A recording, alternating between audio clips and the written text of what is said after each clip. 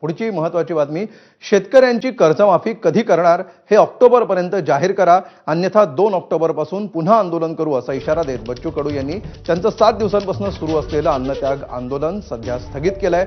आंदोलनाला ब्रेक दिलाय. उपोषणाच्या 7व्या दिवशी एका वृद्ध महिलेच्या हातून सरबत पिऊन बच्चू कडू यांनी आंदोलन सध्या तरी मागे घेतलंय.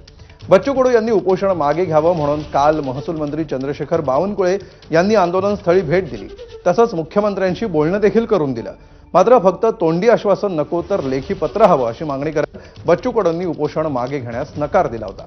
आज उदय सामंत यांनी आश्वासनासंदर्भात पत्र दिल्यानंतर बच्चू कडूंनी उपोषण पुढे ढकलण्याचा निर्णय घेतलाय.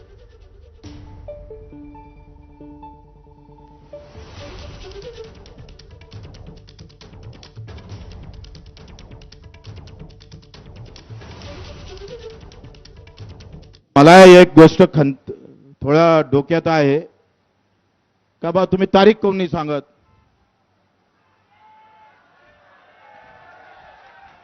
सरकार जरी तारीख सांगत नसेल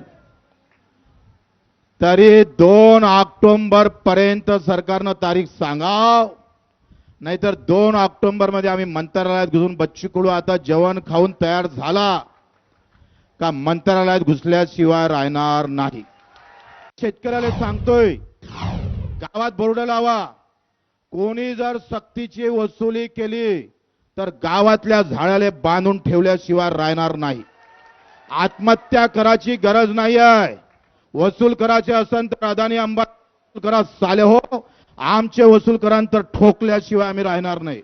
आणि येत्या 8 दिवसाच्या आत वसुलीची अट रद्द करणे, सक्तीची वसुली थांबवणे आणि जे थकीत कर्जदार आहे त्याला नवीन कर्ज देण्याची व्यवस्था करणे, या 2 गोष्टी 8 दिवसाच्या आत झाल्या पाहिजे.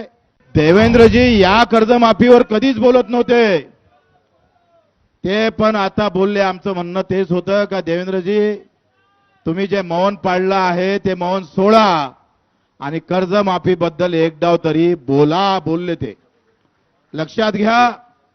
याच्यात हा किचकट विषय मला माहित आहे का कर्जमाफी म्हणजे सरसगट सगळ्यांना कर्जमाफी करा, किती पैसे लागते, काय लागते, कोणाला माफ करायचं, कोणाला नाही करायचं, किती माफ करायचं आणि विशेषतः ज्यानं कर्ज भरलं त्याचा पण विषय आहे.